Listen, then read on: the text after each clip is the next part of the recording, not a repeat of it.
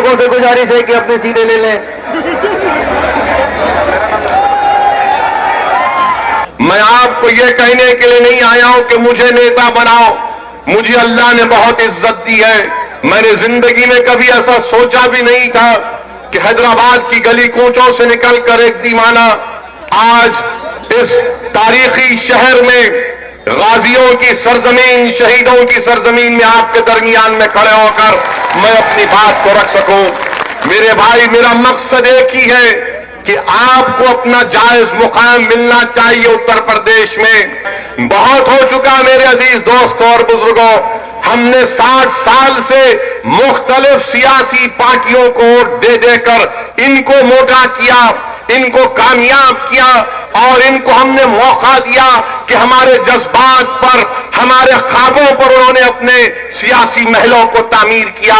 बताओ, कभी अपने गिरबान में झांक कर देखो। मैं तुमसे अपील कर रहा हूं नौजवानों, कभी अपने दिल पर हाथ रखकर सोचो। मैं हमारे बुजुर्गों से इल्तिजा कर रहा हूं कि मेरी इस बात को आप थोड़ी देर के लिए संजीदगी से गौर करिए कि आपने क्या हासिल किया। बताओ, तुम्हारी एक आजाद आवाज कहां पर है? कौन है तुम्हारा नुमाइंदा जो बेबाक तरीके से तुम्हारे मसाइल को हल कर सके? हिंदुस्तान का जब कभी पार्लियामेंट का इलेक्शन आता, 16 पार्लियामेंट के इलेक्शन हो गए। हर पार्लियामेंट के इलेक्शन में एक ही बात कही जाती है कि हमको नुकसान पहुंचेगा। अरे मेरे कान पक चुके हैं। हमारे वतन अजीज में 16 पार्लियामेंट के इलेक्शन हो गए।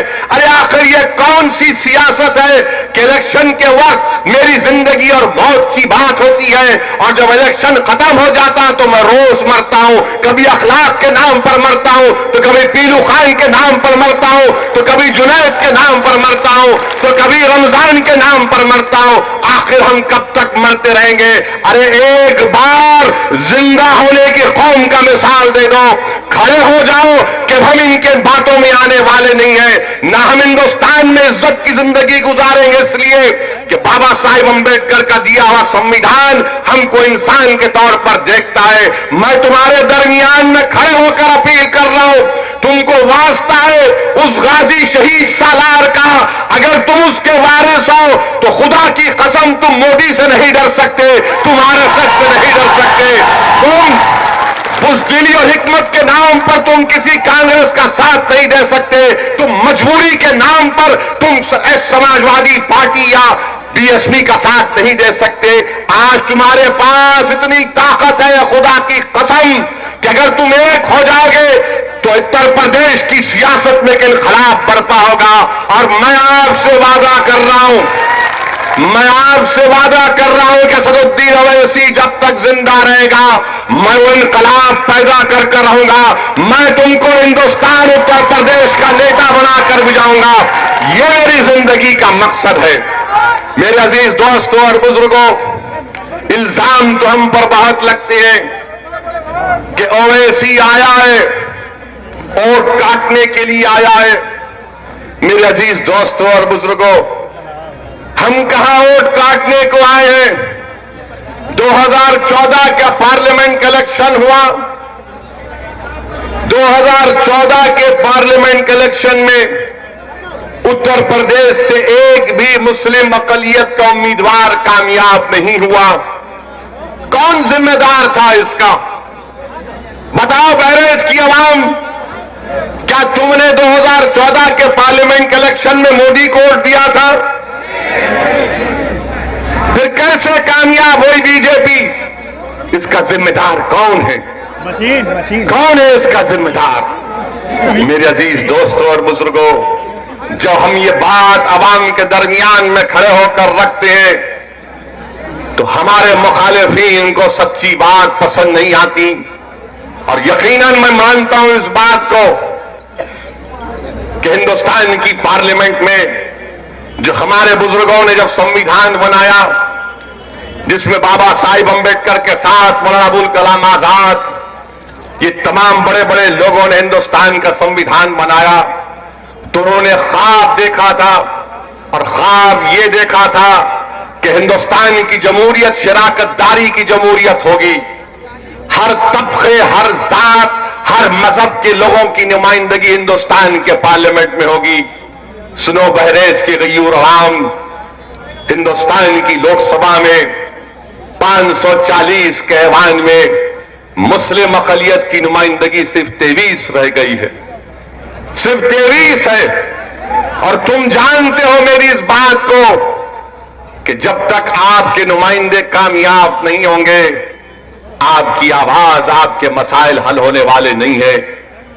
आपके गांव, आपके शहर में कोई पानी के पीने के पानी का इंतजाम नहीं करेगा, बच्चों के लिए स्कूल का इंतजाम नहीं करेगा।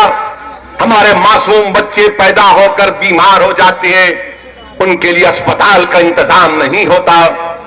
हमारे बस्तियों में एक मिसाल ये कभी नहीं सुधरेगा। ये इसने हिंदुस्तान के संविधान के ऊपर हाथ रखकर कसम खाई कि मैं किसी से भी भेदभाव नहीं करूंगा, चाहे वो हिंदू हो, मुसलमान हो, शेड्यूल्ड कास्ट हो, शेड्यूल्ड ट्राइब हो, बैकवर्ड क्लास हो। मगर उत्तर प्रदेश के चीफ मिनिस्टर ने संविधान की जो कसम खाई उसको भूल गए और बार बार यही बोलते हैं, ये बाबर की औलाद को वोट मत दो, हमको अली नहीं चाहिए। सुनो उत्तर प्रदेश के मुख्यमंत्री, शायद तुमको इल्म नहीं है, मैं तुम्हारे इल्म में इजाफा कर रहा हूं। जो हिंदुस्तान का संविधान है, वो संविधान ये कहता है कि हिंदुस्तान का कोई मजहब नहीं है, हिंदुस्तान का, भारत का कोई मजहब नहीं है। भारत का मजहब इस्लाम नहीं है, भारत का मजहब हिंदुइज्म नहीं है, भारत का मजहब ईसाई नहीं है, भारत का मजहब बौद्ध नहीं है, भारत का कोई मजहब नहीं है। भारत तमाम मजाहिब के मानने वालों को मानता है और अगर कोई नहीं मानता तो भारत उसको भी मानता है। यह हिंदुस्तान की हकीकत है। मगर आरएसएस, बीजेपी और यहां का मुख्यमंत्री ये कहता है कि मुझे अली की जरूरत नहीं है। अरे मुख्यमंत्री, क्या तुम नहीं जानते कि अली ब्रादरान ने अंग्रेजों के खिलाफ जदोजहद की? क्या तुम भूल गए कि एक अली ब्रादरान को हिंदुस्तान की जमीन नसीब नहीं हुई? वो अंग्रेजों से लड़ते लड़ते उनका इंतकाल हो गया तो मस्जिद अक्सा के दामन में उनको अपनी खबर में जगह मिली। मगर ये तासुब किस बात का? आखिर इतनी नफरत क्यों है अली के नाम से? क्यों नफरत है? अरे तुम तो संविधान के ऊपर कसम खाए हो ना मुख्यमंत्री, तुम भूल गए उस कसम को? क्या तुम्हारी नजर में अली बराबर नहीं है? क्यों तुम इस तरह की बात करते? अरे ये मुल्क अली को भी मानने वाला है, ये मुल्क बजरंग बली को भी मानने वाला है। ये हिंदुस्तान की खूबसूरती है। और ये कौन कह रहा है? ये भड़काऊ भाषण, ये भड़काऊ बैजान आपसे कह रहे हैं। मैं कह रहा हूं आपसे, कोई रोक नहीं सकता मुझे। मेरे अजीज दोस्तों और बुजुर्गों, ये आपको सोचना है। और ये मुख्यमंत्री क्या कहता है कि हम ठोक देंगे, हम ठोक देंगे। किसको ठोक देंगे आप? नेशनल ह्यूमन राइट्स कमीशन के पास 16 केसेस गए एनकाउंटर के। नेशनल ह्यूमन राइट्स कमीशन ने कह दिया कि 16 बच्चों पर पुलिस ने ज्यादती की, उनके आला ओहदेदारों के हुक्म पर उन्होंने गोलियां चलाई। अरे तुम मुख्यमंत्री हो, तुमको रियासत को चलाना है तो संविधान से चलाना है। और संविधान ये कहता है कि इंसान की जान हिंदुस्तान में उसका फंडामेंटल राइट है, कोई किसी की जान नहीं ले सकता। अगर क्रिमिनल है गिरफ्तार करो, कोर्ट में पेश करो। और जो मुझ पर इल्जाम लगाते हैं मैं फरका परस्त हूं, तो क्या यह बात सच नहीं है कि उत्तर प्रदेश में 2017 और 18 एक साल के दरमियान में 160 मुस्लिम अकलियत नौजवानों के ऊपर नेशनल सिक्योरिटी एक्ट लगाया गया, एनएसए लगाया गया, एनएसए। 1 साल तक बेल नहीं होती।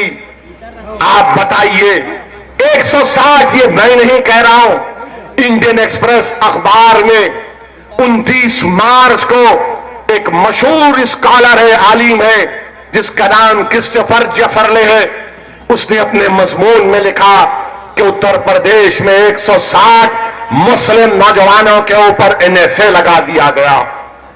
हम पूछना चाहते हैं, ये इंसाफ है आपका? बताओ आप कि पूरे उत्तर प्रदेश में कुरैश बरादरी बेरोजगार हो गई, पूरे उत्तर प्रदेश में कुरैश बरादरी आज उनके घर में चिराग नहीं जलता, परेशान है, मगर आप अपना फैसला सुना चुके हैं। क्या वो इंसाफ पर मुबन्नी है? बताइए आप। मेरे अजीज दोस्तों और बुजुर्गों, आप आइए हिंदुस्तान के वजीर आजम मोदी के ऊपर, आप सुनिए इनके कारनामे।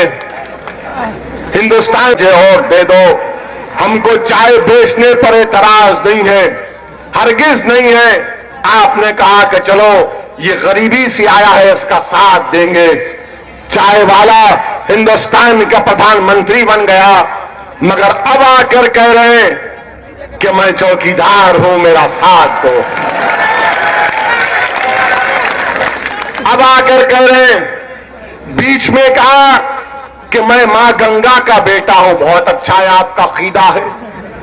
फिर बीच में कहा कि मैं फकीर हूं, मैंने कहा तुम नजर तो नहीं आते। अब कहा कि मैं चौकीदार हूं।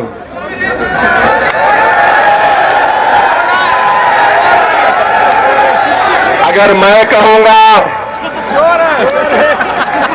तो पुलिस बोलेगी भड़काओ भाईजान ने फिर से भड़काओ बात कर दी। मैं नहीं कह सकता, आपको जो चाहे कहना कहो, आप दिल खोल के कहो, बहुत दिल खोल के बोलो, दबा के बोलो।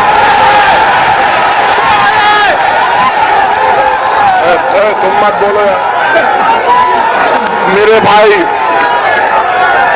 मैं नहीं कहा पुलिस वालों, मैं नहीं कहा, तो बात मैं नहीं कहा, मैंने कहा, मैंने नहीं कहा, रिकॉर्ड करो मीडिया वालों, मैंने नहीं कहा, ना ना ना।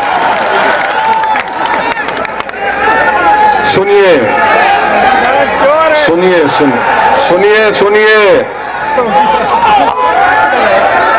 ये सुनो, हिंदुस्तान में 16 पार्लियामेंट के इलेक्शन हुए। आजादी के बाद एक 2 वजीर आजम को छोड़कर जितने भी चौकीदार बने, किसी ने साथ नहीं दिया गरीब और मजलूम अवाम का। मैं बता रहा हूं आपको कैसे। ये जो फैजाबाद से कांग्रेस का कैंडिडेट है, क्या नाम है? खत्री। आप जानते हो उसके बारे में क्या है? उसकी तारीख ये है कि वो 1984 में नौजवान तो जब पैदा भी नहीं हुए थे, 1984 में MP बना था, और उसने उस जमाने में 29 और 30 दिसंबर को प्रकाश उत्सव मनाया था। लोग परेशान हो गए। ये जो कैंडिडेट है कांग्रेस के फैजाबाद से, इनके वालिद मोहतरम उस वक्त कोर्ट में डिस्ट्रिक्ट काउंसिल थे। इन्होंने ही कोर्ट को लिख कर दिया था कि बाबरी मस्जिद के ताले खोल दिए जाएं। अब आप बताइए, मैं फिरका परस्त हूं, मैं फिरका परस्त हूं। हिंदुस्तान में मैं आपको कह रहा हूं कि सब सेकुलर है और सिर्फ ओवैसी कम्युनल है।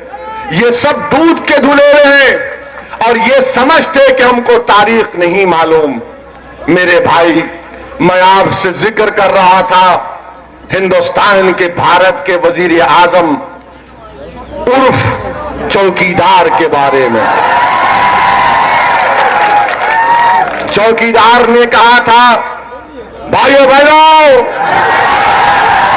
आजकल नहीं बोल रहे हो। बोलते थे कि अच्छे दिन आएंगे तो लोग पुकार कर बोलते थे उत्तर प्रदेश में आएंगे। अब आप चौकीदार की जबान से नहीं सुनते अच्छे दिन, क्योंकि अगर उत्तर प्रदेश के किसी सभा में ये चौकीदार बोलेगा अच्छे दिन, तो जनता पुकार कर कहेगी चौकीदार हमारे बुरे दिन लौटा दे। इसने वादा किया था हिंदुस्तान के नौजवानों से। आज मैं नौजवानों के सरों के समंदर को यहां पर अपने सामने देख रहा हूं।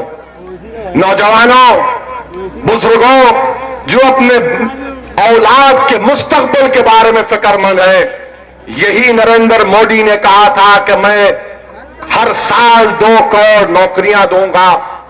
हमारे मुल्क में, भारत में 50% आबादी 25 साल के कम उम्र लड़के और लड़कियों पर मुश्तमिल है। बताओ नौजवानों, बताओ बुजुर्गों, जब 50% आबादी 25 साल की उम्र पर मुश्तमिल है, तो इन बच्चों का मुस्तकबिल क्या होगा? क्या करेंगे ये बच्चे? क्या ये जिंदगी भर यही नारा लगाएंगे ओवैसी जिंदाबाद? क्या ये जिंदगी भर यही कहेंगे कि शेर आया? क्या इनको नौकरी नहीं मिलनी चाहिए? क्या इनका मुस्तकबिल अच्छा नहीं होना चाहिए? सोचो उत्तर प्रदेश के नौजवानों, तुमको मुझसे नफरत होगी, नफरत करो। तुमको मेरे चेहरे की दाढ़ी से नफरत होगी, करो। तुमको मेरे नाम से नफरत होगी, करो। मगर मैं जो बात कह रहा हूं उस पर सोचो। जो तुमसे वादा किया था कि हर साल 2 करोड़ नौकरियां देंगे, बताओ क्या नौकरी मिली आपको? मेरे भाई, आज नरेंद्र मोदी नौकरियों की बात नहीं करते। नोटबंदी जब हुई, उस वक्त उत्तर प्रदेश के चुनाव चल रहे थे। मैं पुकार रहा था उत्तर प्रदेश में कि देखो, ये नोटबंदी से सबसे ज्यादा नुकसान गरीबों को होगा, मजलूमों को होगा, कमजोरों को होगा, शेड्यूल कास्ट को होगा, मुस्लिम अकलियत को होगा, आदिवासियों को होगा, उन गरीब कारोबार करने वालों को होगा जो पैसे कैश के ऊपर कारोबार करते। तो यही मोदी के टीवी चैनल वालों ने मुझे बदनाम करने की कोशिश की कि ओवैसी ने इसको भड़काऊ भाषण देकर एक नया रंग दिया। आज बात मालूम हो गई कि मोदी के नोटबंदी की वजह से 1 लाख 2 लाख नहीं बल्कि 1 करोड़ नौकरियां चली गई। सिर्फ 6 महीने के अंदर 1 करोड़ नौकरियां चली गई। बताओ इसका हिसाब कौन लेगा? आज हिंदुस्तान के वजीर आजम इसकी बात नहीं करते।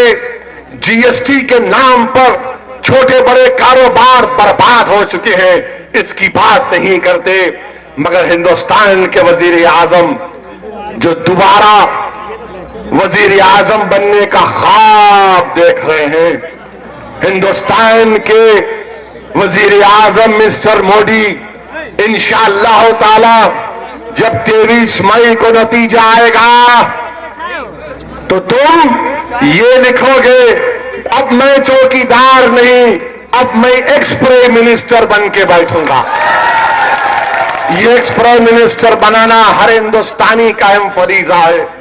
अब मोदी की सभाओं में, मोदी के भाषण में नौकरी की बात नहीं होती। मोदी के भाषण में गरीबी खत्म करने की बात नहीं होती। मोदी के भाषण में नोटबंदी की बात नहीं होती। अब मोदी अपने तमाम नाकामियों और कमजोरियों को छुपाने के लिए क्या कहते हैं? नेशनलिज्म मैंने घर में घुसकर मारा। बोलते ना, मैंने घर में घुसकर मारा। अब तो कल एक टीवी, हिंदी के टीवी चैनल को इंटरव्यू दे रहे थे और टीवी के एंकर्स तो माशाअल्लाह ऐसा उनसे डरते हैं। मोदी से पूछा गया तो सवाल एक है, जवाब ये दे रहे हैं कि जब मैंने घुसकर आतंकवादियों को मारा, मैंने देखा कि आप घुसकर मारे, यानी आप कमांडो बन गए थे। आप एयरक्राफ्ट के पायलट बन गए थे, आप बंदूक लेकर घुस गए थे, आपने गोलियां तोप चलाई, ये आप कहां से आ गया? हिंदुस्तान के वजीर आजम, इतना तो मत गिर जाओ कि जो हमारे बहादुर सिपाहियों की कुर्बानी तुम अपने कंधों पर ले लोगे क्या? हमारे बहादुर एयरफोर्स के पायलट की कुर्बानी आप अपने कंधों पर ले लोगे? और यहां के मुख्यमंत्री ने कहा था ना, मोदी की सेना, तो इलेक्शन कमीशन ने कहा उनको 72 घंटे उनको खामोश बैठना पड़ा। मुझे नहीं दी गई अब तक नोटिस, माशाअल्लाह, ना मुझे दी जाएगी, क्योंकि मैं लड़ाने की बात नहीं कर रहा हूं, मैं सच्चाई की बात कर रहा हूं। आप बताइए मेरे भाई, हिंदुस्तान के प्रधानमंत्री हैं, चौकीदार हैं और हिंदुस्तान के बहादुर पायलट और सेनाओं के कुर्बानियों का इकरार नहीं करते और कहते मैंने किया। आपने क्या किया हम बताते हैं आपको। आपने नौजवानों के ख्वाबों को तोड़ दिया। एक टीवी चैनल को इंटरव्यू दे रहे थे, आप सोचिए कि बैठे हैं हिंदुस्तान के वजीर आजम, एक मोहतरमा टीवी के एंकर बैठे हैं, वो बेचारे इतना मोदी से देखकर उनको मगलूब हो जाते हैं और कहते हैं मोदी जी मुझे पूछने दीजिए। मैंने समझा कि शायद नौकरियों का सवाल करेंगे, मैंने समझा कि शायद ये जो चीफ मिनिस्टर ने ठोकने की बात की उसकी बात करेंगे, मगर कहा कि नहीं, मुझे ये पूछना पड़ेगा कि आप थकते क्यों नहीं हैं? आप बताइए। मैं मीडिया वालों से भी कह रहा हूं, भाई 23 मई के बाद आप लोगों का क्या होने वाला है? ये तो नहीं रहेंगे इंशाअल्लाह ताला, नहीं रहेंगे इंशाअल्लाह, याद रखना मेरी बात को आप। इंटरव्यू ये है क्या? अच्छा, हम जब टीवी चैनल पर जाते हैं तो पहला सवाल कि आप भड़काऊ भाषण क्यों देते? यानी इनको ऐसा हमको देखते ऐसा लगता है इनको कि मैं इनकी जान लेने आया हूं, कि बस अब ये आया है इस पर टूटते हैं। एक अकेला मैं टीवी पर बैठता हूं तो चार हमला करते हैं, और अल्हम्दुलिल्लाह आपका भाई, आपका बेटा, आपका भड़काऊ भाईजान सब्र से बैठकर पूरे इत्मीनान और पूरे आराम के साथ मुस्कुराते हुए इनका जवाब जब देता हूं तो बोलते आप मुस्कुरा रहे हैं, तो मैं कहता हूं आपकी जली क्या? हम मुस्कुराना भी नहीं, हमारी मुस्कुराहट पर तुम फिदा होते हमको मालूम, क्योंकि हमारे जैसा स्मार्ट और हैंडसम तो कोई है ही नहीं। जिसके चेहरे पे दाढ़ी वही तो स्मार्ट है। मगर हम पे हमला टीवी का, माने 1 मिनट नहीं गुजरता ऐसा दिखता कि को मैं इनका जान का दुश्मन बैठा हूं, और जब मोदी से मिलते हैं ये क्या है यार? हिंदुस्तान के प्रधानमंत्री का आप इंटरव्यू देखो, जब ये टीवी के एंकर उनको लगा कि इनकी ताईद में अच्छी एक्टिंग नहीं कर रहे, तो मोदी ने कहा कि तुम लोग अच्छी एक्टिंग नहीं कर रहे, मैं एक्टर से इंटरव्यू लूंगा अपना। वो एक्टर को बुलाए और वो एक्टर भी क्या सवाल किया, वाह वाह वाह, आम खाते हैं? वो सवाल किया, मोदी जी आप आम खाते हैं? काट के खाते या चूस के खाते? क्या बात है, आम काट के खाते, चूस के खाते, तो कैसा खाते तू बता ना। आम खाते, पेड़ा खाते, गुलाब जामुन खाते, रसगुल्ला खाते, बड़े का खाते, छोटे का खाते, सबका खाते। मगर इनसे पूछ रहे आप आम खाते काट के या चूस के? और हमारे प्रधानमंत्री इतना शर्मा रहे, हाय हाय हाय। यानी मैं तो इतना नहीं शर्माया था जब मैं अपनी शादी के बाद अपने ससुराल को गया था, इतना शर्मा रहा। अरे बाप, मैं बोला यार ये क्या हो रहा है हमारे मुल्क की जमहूरियत को। तो हिंदुस्तान के वजीर आजम का यही मामला। अच्छा, ये एक और इंटरव्यू में बात का इंकशाफ हुआ। मोदी ने कहा कि मैं ओबामा से तू कहकर बात करता हूं। तू और तू, ये कौन सा तू है?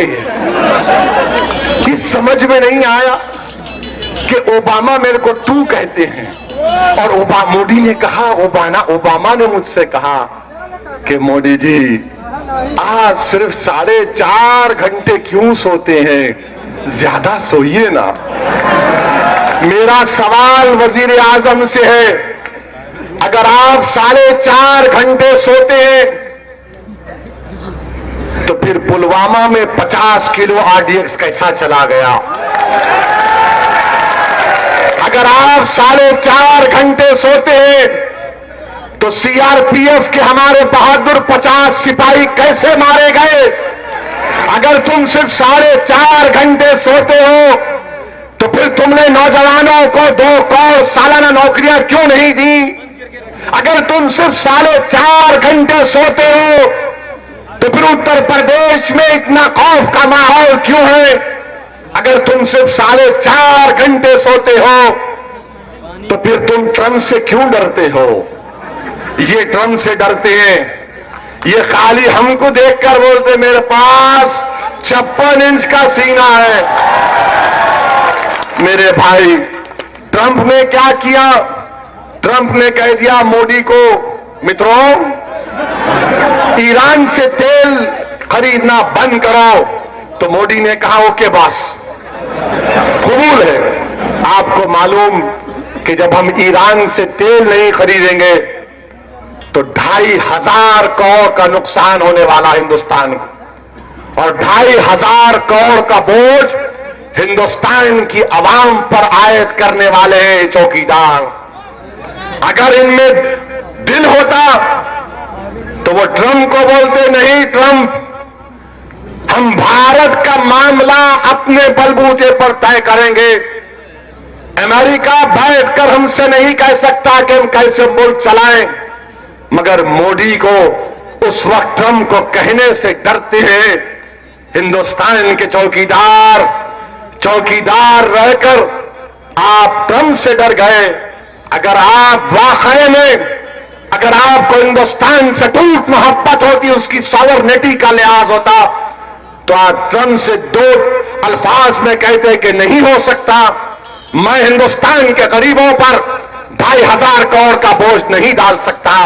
मगर वहां पर हिंदुस्तान के गरीब याद नहीं आए, वहां पर एक अमेरिका का सुपर पावर इनको डर दिखा और डर गए ट्रंप से। मेरे भाई, ये इनके कारनामे हैं। और फिर हिंदुस्तान के वजीर आजम बोलते हैं कि मैंने मुस्लिम महिलाओं को ट्रिपल तलाक का कानून लाकर मुस्लिम महिलाओं को इंसाफ दिया। अच्छा, अब आप देखो, ये लतीफा सुनो आप। अब हम बहरेज से चौकीदार से पूछ रहे हैं कि बीजेपी का त्रिपुरा का जो चीफ मिनिस्टर है, जो त्रिपुरा का चीफ मिनिस्टर है, उनकी बीवी, उनकी मिसिस, उनकी बेगम कोर्ट में केस डाल के बोल रही कि मेरा शौहर मुझ पर जुल्म करता है। प्राइम मिनिस्टर, अब बताओ, क्या तुम त्रिपुरा के तुम्हारे चीफ मिनिस्टर की बेगम साहिबा तुम्हारे चीफ मिनिस्टर के बारे में कोर्ट में अर्जी डाली कि मुझ पर जुल्म करते हैं, क्या आप दौड़े दौड़े जाएंगे उसके लिए? क्या आप उसके लिए कुछ करेंगे? नहीं करेंगे। मगर वजीर आजम जब कहती है कि मैं मुस्लिम महिलाओं को इंसाफ दिलाना चाहता हूं, मैंने पहले भी इस बात को कहा और आज भी कह रहा हूं कि मिस्टर मोदी, अगर आपको मुस्लिम महिलाओं को इंसाफ दिलाना है तो जब आप गुजरात के चीफ मिनिस्टर थे, इकबाल बानो नाम की एक औरत जो 7 महीने की हामिला थी, आप चीफ मिनिस्टर हैं और आपके रियासत में उस बहन को, उस खातून को, उसकी आंखों के सामने उसकी 16 महीने की बच्ची के सर को दीवार से मार कर उसको कत्ल कर दिया गया और 7 महीने की हामिला को उसकी आंखों के सामने उसके खानदान के 12 लोगों को शहीद किया गया। उसके बाद 10 लोगों ने मिलकर उस 7 महीने की हामिला की इज्जत लूटी। क्या ये बात झूठ कह रहा हूं मिस्टर मोदी? 2002 का वाकया और 2019 में 2-3 दिन पहले सुप्रीम कोर्ट ने कहा कि इसको 50 लाख मिलने चाहिए। मैं तो उम्मीद कर रहा था कि सुप्रीम कोर्ट शायद जब 50 लाख अगर सुप्रीम कोर्ट ने दिए, क्योंकि उस औरत से नाइंसाफी हुई, हामिला है, इज्जत लूटी गई, हामिला है, उसकी बच्ची को मार दिया गया, उसके खानदान के 16 लोगों को कत्ल कर दिया गया। मैं उम्मीद कर रहा था कि शायद सुप्रीम कोर्ट उस वक्त की हुकूमत को भी तनकीद का निशाना बनाएगी। आज वजीर आजम चौकीदार कहते हैं, मुस्लिम महिलाओं से इनकी मोहब्बत की बात करते हैं। हम पूछना चाहते हैं, क्या अखलाक की मां से इंसाफ होगा? क्या अखलाक की मां से इंसाफ होगा?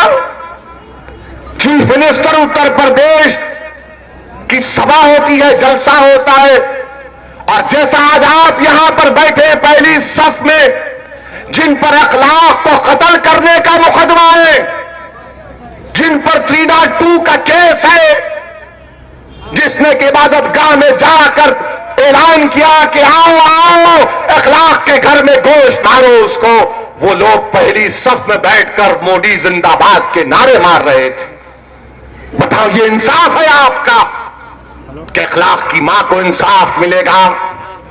मेरे भाई, बताओ मेरे अजीज दोस्तों और बुजुर्गों, आसाम में शौकत अली एक आदमी है, गरीब है, 60-65 साल का है, उसका कारोबार है गोश्त बेचना 35 साल से। उसको रोककर उस ज़ईफ को मारा गया और कि तू गोश्त बेचता है, और फिर उसके मुंह में सूअर को डालकर कहा जाता है तू खा। किसकी हुकूमत है मिस्टर मोदी आसाम में? किसकी सरकार है? आपकी सरकार है, और आप कहते हैं सबका साथ सबका विकास। हाफिज जुनैद, वो 16 साल का नौजवान बच्चा जो तरावी की नमाज खत्म, कुरान करीम को खत्म कर चुका था, जो ईद की तैयारी में नए कपड़े लेकर जा रहा था, ट्रेन में उसको मार दिया गया। क्या उसकी मां को इंसाफ मिलेगा? बताओ हिंदुस्तान के वजीर आजम, जब ट्रिपल तलाक के नाम पर आप बुलंद बांग दावे करते हैं, तो बताओ क्या जुनैद की मां को इंसाफ मिलेगा? क्या रकबर खान को इंसाफ मिलेगा? क्या पीलू खान को इंसाफ मिलेगा? मेरे भाई, दास्तान लंबी है, बहुत से वाकयात है। मैं दोबारा उसी जुमले पर जा रहा हूं कि जब आपकी एक आजाद आवाज होगी, जब आपके वोटों से आपका नुमाइंदा जीत कर आएगा, तभी तो कोई लड़ेगा ना। क्या तुम नहीं देखे? तुम्हारी आंखें नहीं देखी?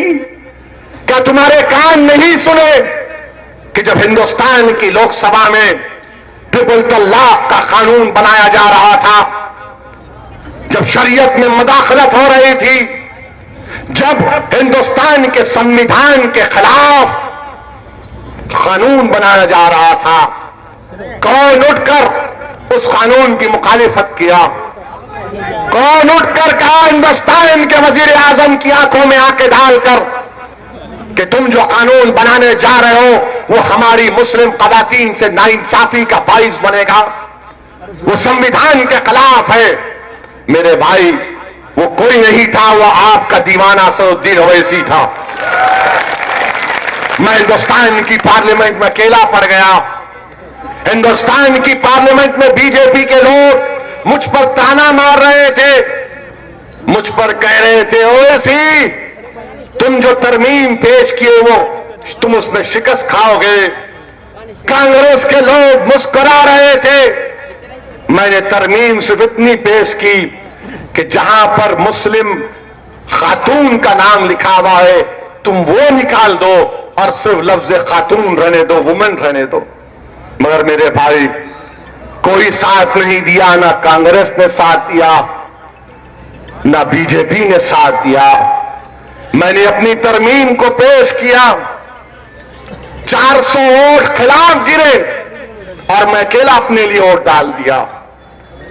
मुझे यकीनन तकलीफ हुई, मगर मायूसी नहीं हुई।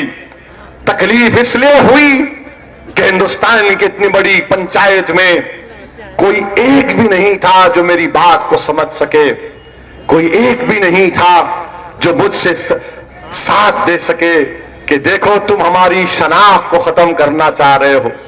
अगर हम अच्छे या बुरे हैं, गुनाहगार हैं या तकवा है, परहेजगारी है, ये तो रब जानता है। मगर अगर मैं असदुद्दीन ओवैसी जैसा गुनाहगार भी हूं, मगर मैं हरगिज ये नहीं चाहूंगा कि तुम मेरी शनाख्त को मिटा दो, तुम मेरे कानून को खत्म कर दो। अरे जिसके नाम का सदका हम खाते हैं, जिससे पहचान अल्लाह ने हमको दुनिया में दी है, अगर तुम उस पहचान को खत्म कर दोगे तो फिर हम तो जिंदा लाश भी नहीं कहलाएंगे। मेरे भाई, वो ट्रिपल तलाक का कानून का दिन मेरी जिंदगी का सबसे बुरा दिन था।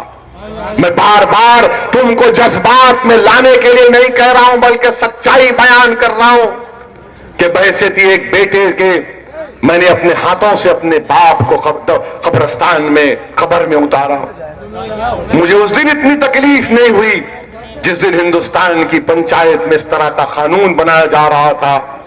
और मगर मेरे हौसले बुलंद थे, आज भी है। मैं तकलीफ का इजहार इसलिए कर रहा हूं कि मैं अपनों के दरमियान में हूं। मैं आपके दरमियान में खड़े होकर अपने दिल की तकलीफ को बयान कर रहा हूं और तुमसे भीख मांग रहा हूं कि मुत्तहिद हो जाओ, मुत्तहिद हो जाओ। और जो लोग बोलते हैं ना कि एक एमपी ने क्या किया, अल्हम्दुलिल्लाह अल्लाह ने वो इज्जत बख्शी कि 540 के ऐवान में एक दीवाना तो खड़ा हुआ जिसने इख्तिदार की कुर्सियों पर बैठने वालों को झिझोड़ दिया। मेरे अजीज दोस्तों और बुजुर्गों, उस वक्त तो कांग्रेस पार्टी भी मोदी का साथ दी। दिसंबर 2017 में कांग्रेस पार्टी ने भी मोदी का साथ दिया। मुझ पर ताने मारते थे कि तुम क्या कर रहे हो, तुम्हारी तरमीम कबूल नहीं होगी। तो मैंने कहा कबूल होगी। बोले कैसे होगी, मेरा तुम नहीं जानते, कबूल होगी। तो कहा कहां कबूल होगी, मैंने कहा रब के दरबार में कबूल होगी। यहां तुम मुझे हरा दो, मगर मरने के बाद सबसे पहले मुझ जैसे इंसान से पूछोगी कि बता तुझे दुनिया में इज्जत दी गई थी, तुझे बोलने का सलीका दिया गया था, तुझे दुनिया में पहचान दी गई थी, तूने उसका क्या इस्तेमाल किया। तो कम से कम मैं ये तो कह सकता हूं यार अब मेरे पास कुछ नहीं है, मगर जिस दिन यह कानून बन रहा था मैं नबी करीम सल्लल्लाहु अलैहि वसल्लम का गुलामी का तोप अपने गले में डालकर उस कानून के खिलाफ खड़ा हुआ। मेरे भाई, ये ताकत होती है जब आपके वोटों से आपका नुमाइंदा कामयाब होता है। इसीलिए मेरे अजीज दोस्तों और बुजुर्गों, यकीनन इस पार्लियामेंट के इलेक्शन में चौकीदार को घर में बिठाइए, चौकीदार को घर में बिठाइए और कुछ अच्छों को देखिए। वो जो लोग बोल के अभी 2 मिनट है ना, क्यों उठ रहे आप लोग, 1 मिनट है। ये हमारे मीडिया के लोग मेरे को पूछते, अगर मोदी प्रधानमंत्री नहीं बनेगा तो कौन बनेगा। अब आप इनका जवाब अब आप देंगे, भारत बड़ा है या मोदी बड़ा है, मोदी बड़ा है या भारत बड़ा है। लो मीडिया वालों, जवाब तुमको मिल गया। भारत बड़ा है और भारत बड़ा रहेगा। शुक्रिया, खुदा हाफिज।